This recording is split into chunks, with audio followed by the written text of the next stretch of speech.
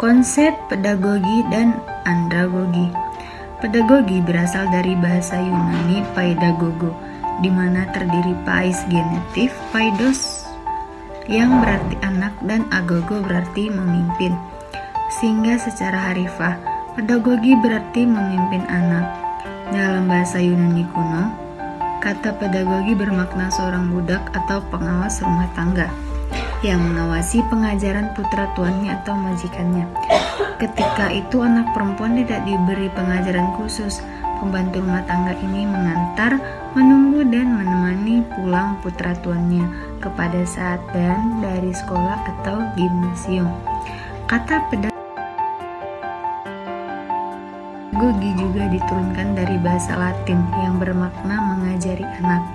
Sementara dalam bahasa Inggris istilah pedagogi atau pedagogi digunakan untuk merujuk kepada teori pengajaran, di mana guru berusaha memahami bahan ajar, mengenal siswa, dan menentukan cara mengajarnya.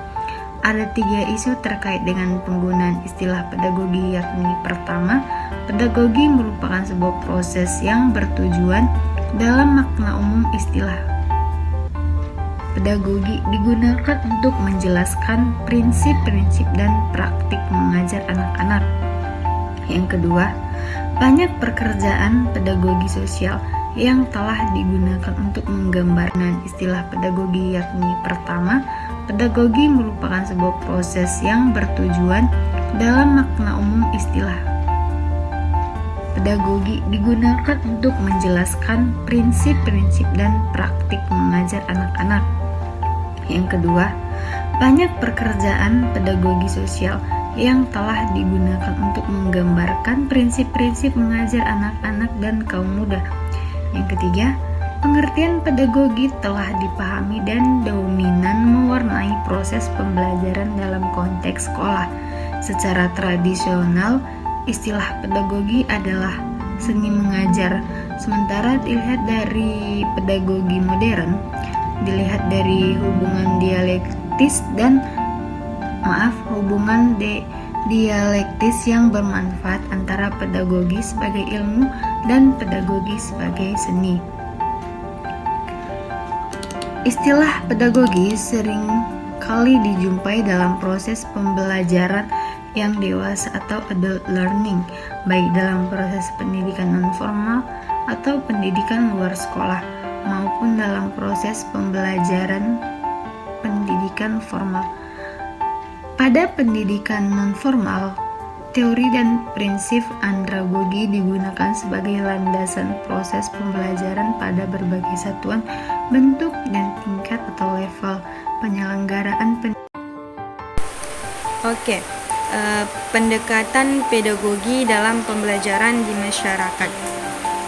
Pedagogi yang efektif menggabungkan alternatif strategi pembelajaran yang mendukung keterlibatan intelektual, memiliki keterhubungan dengan dunia yang lebih luas, lingkungan kelas yang kondusif, dan pengakuan atas perbedaan penerapannya pada semua pelajaran. Praktis pedagogis yang efektif mempromosikan kesejahteraan siswa, guru, dan komunitas sekolah. Juga meningkatkan kepercayaan siswa dan guru, memberikan kontribusi bagi pencapaian tujuan sekolah, serta membangun kepercayaan masyarakat atas kualitas belajar dan mengajar di sekolah. Model ini memiliki peranan dan pembelajaran yang didasari pada asumsi peserta didik. Yang pertama, kebutuhan untuk mengetahui, the need to know. Artinya peserta didik diasumsikan hanya butuh mengetahui tentang segala sesuatu yang diajarkan guru jika mereka menginginkan lulus dan mendapatkan peningkatan. Yang kedua, konsep diri peserta didik, the learner self-concept, yang mana konsep guru mengenai peserta didik bergantung pada kepribadian. Oleh karena itu, konsep diri peserta didik juga bergantung pada kepribadiannya tersebut. Yang ketiga, peran pengalaman, the role of experience. Pengalaman peserta didik merupakan sumber belajar, sehingga teknik pemindahan informasi merupakan yang paling dominan dalam pendalaman pedagogi. Yang keempat, Kesiapan untuk belajar, readiness to learn. Peserta didik disiapkan untuk mempelajari sesuatu hal yang disampaikan pada mereka oleh seorang guru. Yang kelima, berorientasi belajar, orientation to learning. Peserta didik berpusat pada orientasi mata pelajaran untuk dipelajari. Yang keenam yaitu motivasi, motivation. Peserta didik dimotivasi untuk belajar oleh guru, sehingga sifatnya eksentrik. Sekian yang dapat saya sampaikan. Pendekatan andragogi dalam pembelajaran. Andragogi atau pembelajaran dewasa merupakan proses pembelajaran kontinuitas dalam jangka masa panjang, di mana melibatkan orang dewasa yang sudah matang daripada segi pemikiran.